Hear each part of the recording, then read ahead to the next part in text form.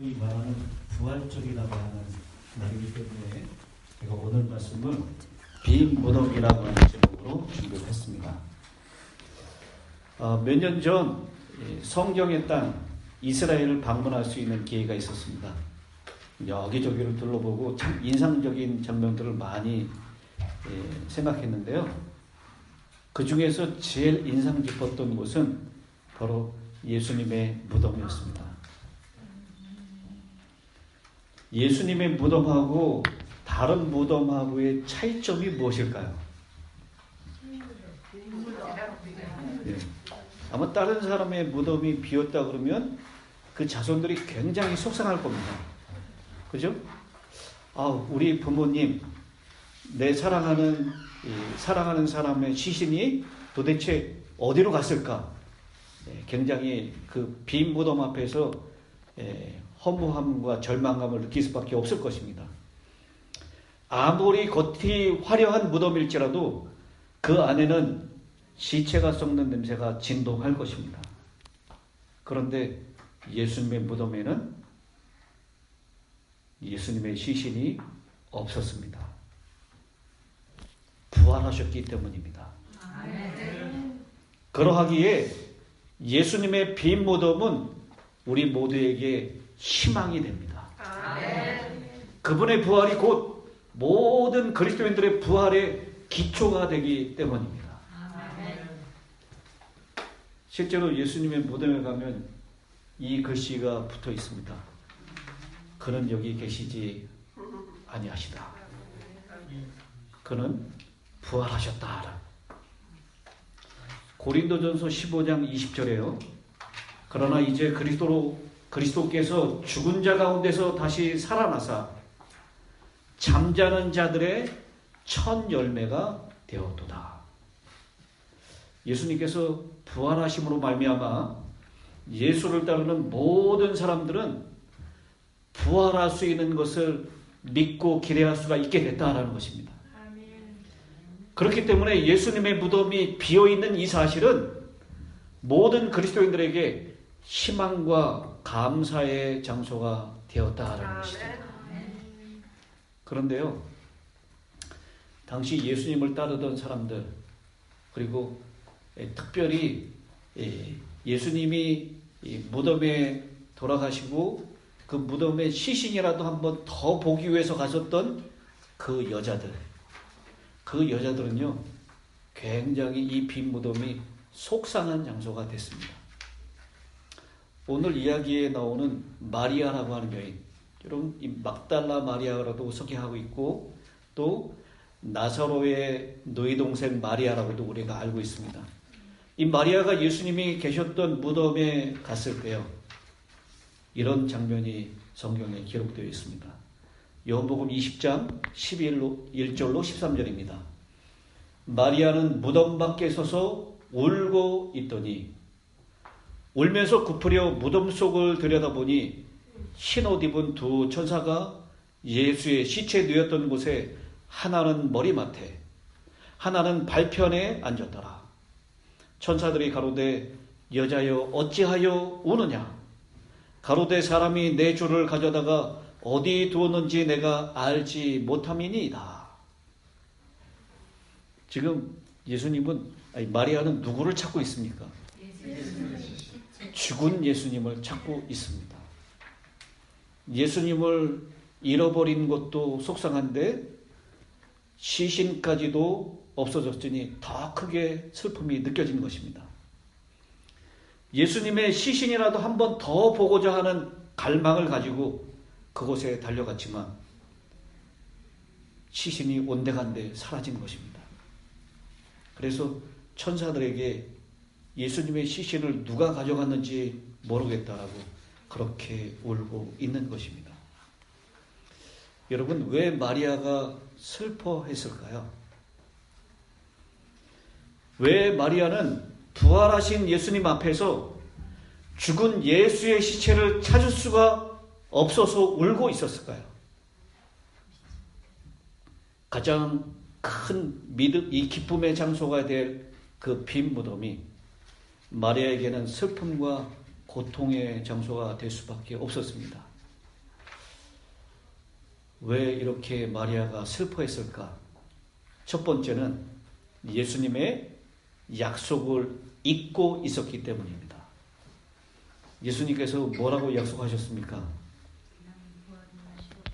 이 예수님의 그 무덤을 달려갔었던 두 제자, 요한복음 20장 9절에 보면요, 이 말씀이 나오는데요.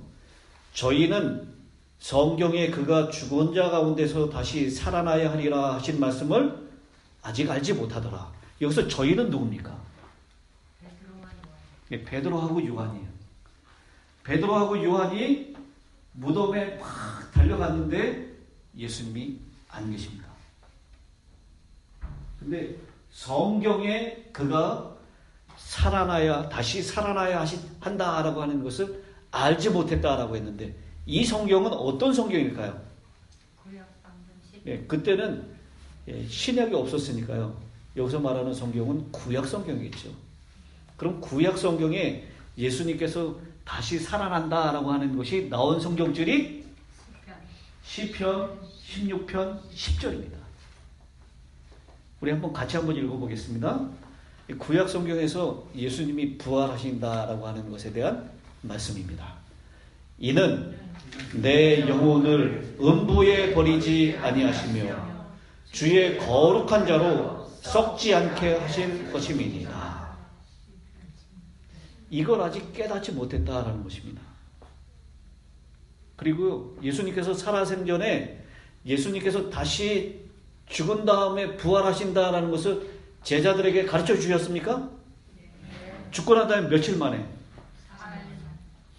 사흘 만에 예수님께서 부활하신다라는 것을 제자들에게 분명히 가르쳐 주셨어요. 근데 그 약속을 잊어버렸다라는 것입니다. 근데 여러분, 놀라운 일이 여기 있습니다. 그 말씀을 누가 기억하고 있냐면요, 그 이튿날은 예비일 다음 날이라. 대제사장들과 바리새인들이 함께 빌라도에게 모여 가로되, 주여, 저 유혹하던 자가 살았을 때 말하되 내가 사흘 후에 다시 살아나리라 한 것을 우리가 기억하노니, 그러므로 분부하여 그 무덤을 사흘까지 굳게 지키게 하소서. 그의 제자들이 와서 시체를 도둑질하여 가고 백성에게 말하되 그가 죽은 자 가운데서 살아났다 하면 후의 유혹이 전보다 더 될까 하나이다. 여러분, 예수를 안 믿었던 대제사장과 바리새인들은요, 예수님께 하셨던 사흘 만에 부활할 것이다 라고 한 이 약속을 뭐 했다고요? 기억했다는 겁니다.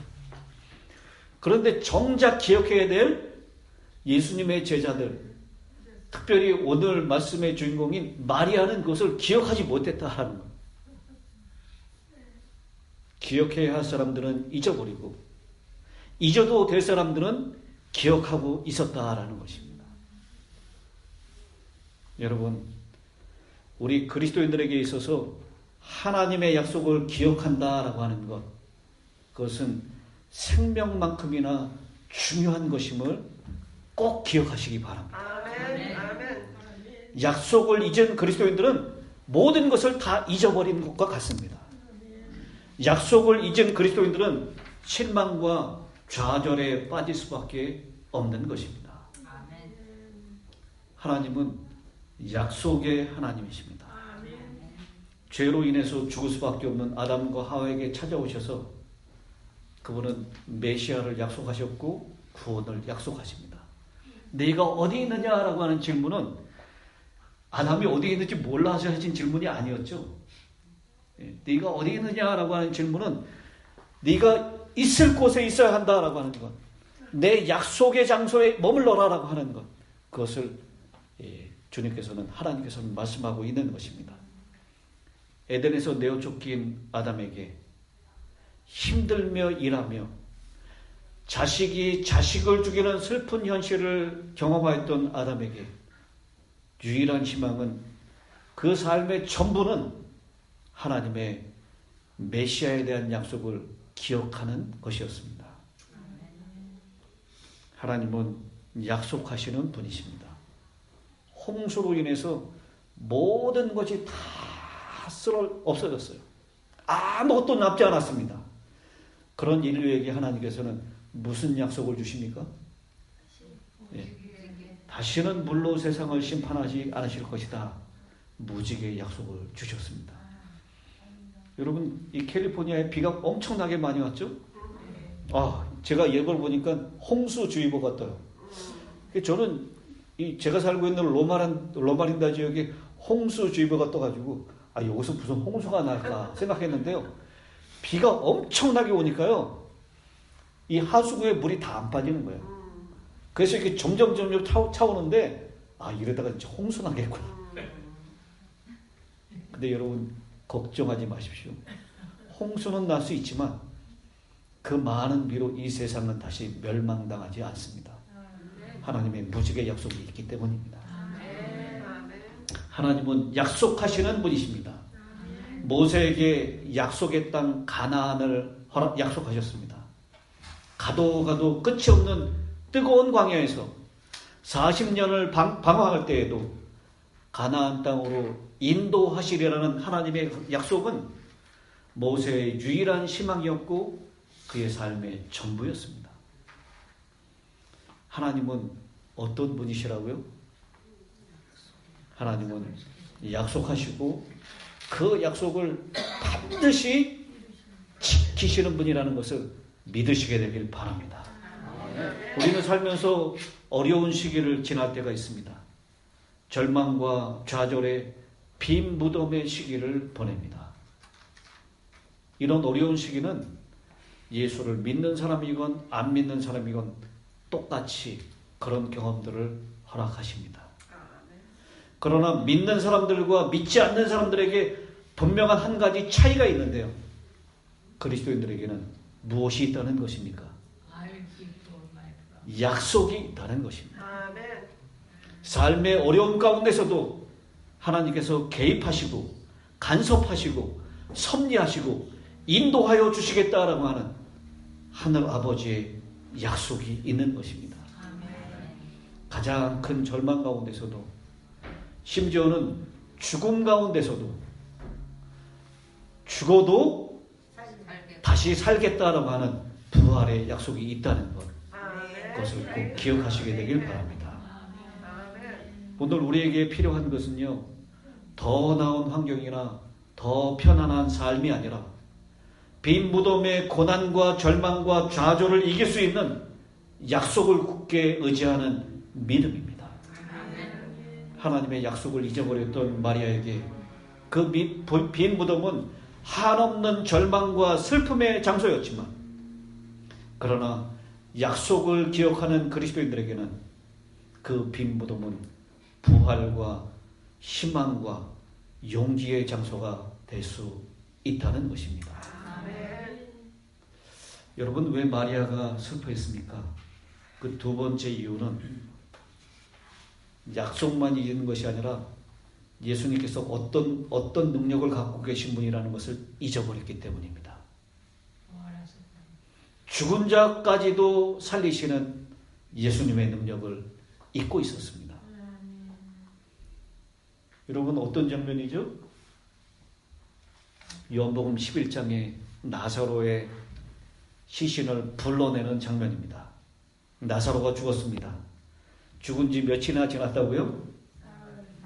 나흘이나 지났습니다.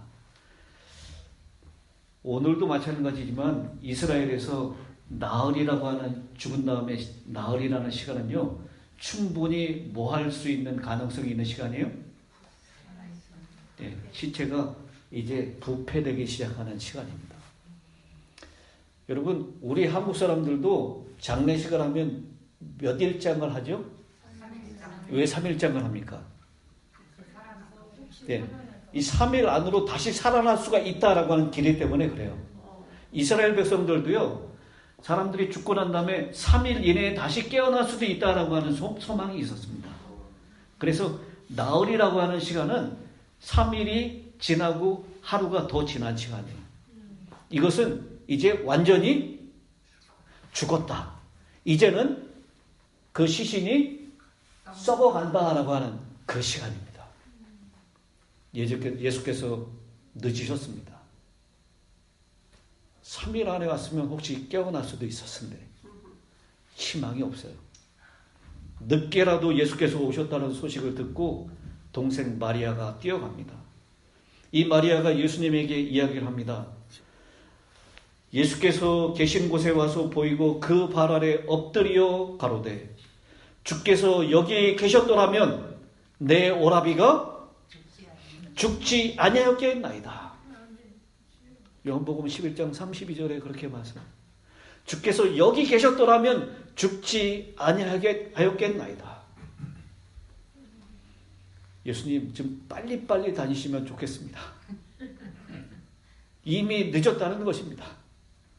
살아있는 병자는 고칠 수 있는 줄 알지만 죽었기 때문에 이제는 예수님도 별 수 없었다라고 하는 생각입니다. 이제 예수님께서 나사로가 잠든 무덤에 가십니다.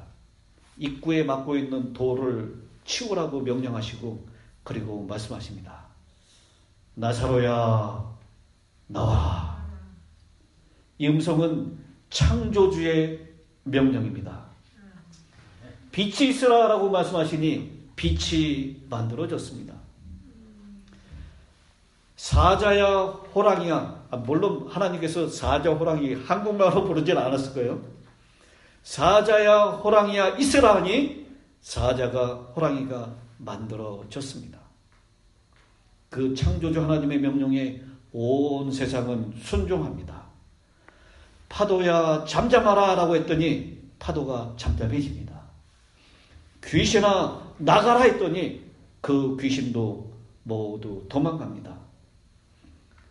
소경에게 눈을 뜨라 했더니 그 소경이 눈에 뜨여집니다. 이것이 바로 창조주 하나님의 능력입니다. 이날 죽었던 나사로를 향해서 주님께서 명령하십니다.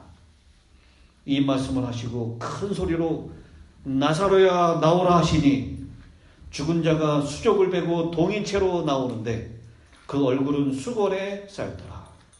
예수께서 가라사대 풀어 놓아 다니게 하라 하시니. 여러분, 이날 마리아는 분명히 무엇을 보았습니까? 예. 완전히 죽었고 이제는 늦었다라고 생각했었던 오빠 나사로를 살리시는 예수님의 능력을 보았던 것입니다. 죽음까지도 이기시는 예수님의 능력. 여러분, 이후에 이 마리아가 나사로 오빠를 볼 때마다 어떤 생각을 했을까요? 오빠, 정말 죽었던 거 맞아? 조금 냄새 맡아보고, 진짜 썩는 냄새도 그때 진동했었는데 정말 죽은 거 맞아? 아마 이 나사로가 살아서 움직이는 그 모습을 보면서 이 마리아는 매일매일 하나님의 죽음을 정복하고 부활시키는 능력을 그는 새롭게 했을 것입니다. 예수님은 그런 부활의 능력이 있으신 분이십니다.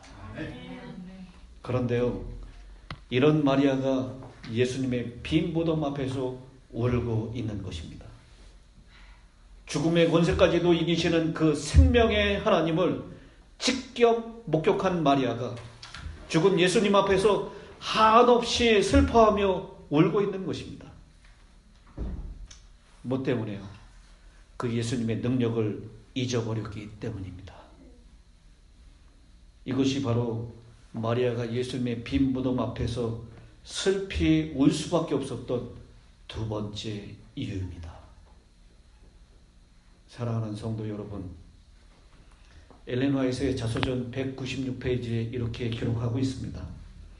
우리는 과거 역사에서 하나님이 우리를 인도해 주신 길과 그분의 가르침을 잊어버리는 것 외에는 미래에 대하여 두려워할 것이 아무것도 없다. 아멘.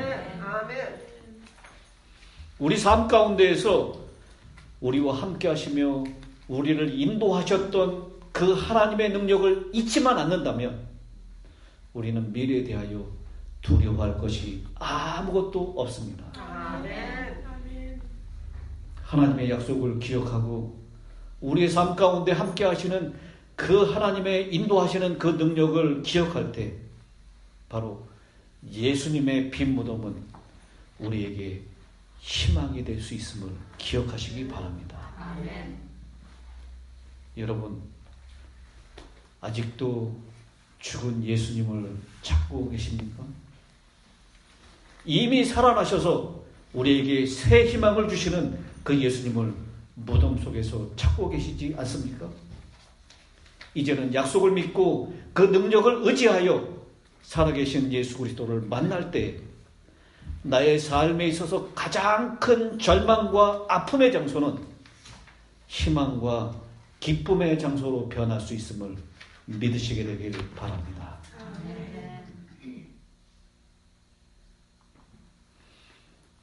오늘 우리는 예수님의 빈 무덤가에 서 있습니다. 서로 다른 아픔들, 서로 다른 문제들을 가지고 살아가는 것, 이것은 바로 우리 모두의 빈 무덤입니다. 절망할 수밖에 없고 세상적인 인간의 안목으로 봤을 때 좌절할 수밖에 없는 고통의 장소입니다. 오늘 안식학교 시간을 하시면서 우리 모두가 다 남녀노유를 물어나고, 아까 막론하고라 그랬나요? 남녀노유를 막론하고 우리 모두는 다 빈 무덤이 있습니다. 우리에게 눈물 나게 만들고요, 좌절하게 만들고 고통받을 수밖에 없는 그런 그 장소, 그 시간이 있다는 것입니다. 여러분, 거기에서 우리는 하나님의 약속을 기억해야 합니다. 아멘. 하나님께서 우리에게 베풀어 주셨던 능력을 잊지 말아야 합니다. 아멘. 아직 죽은 예수님을 찾고 있다면 살아계신 부활하신 예수님을 발견할 수 있게 되기를 간절히 바랍니다. 아멘. 오늘 나의 삶의 문제와 어려움 앞에서, 빈 무덤 앞에서 부활하셔서 살아계셔서 나를 인도하시고 도우시는 그 약속의 예수님, 능력의 예수님을 만나시게 되기를 간절히 바라면서 오늘 말씀을 마치겠습니다. 아멘.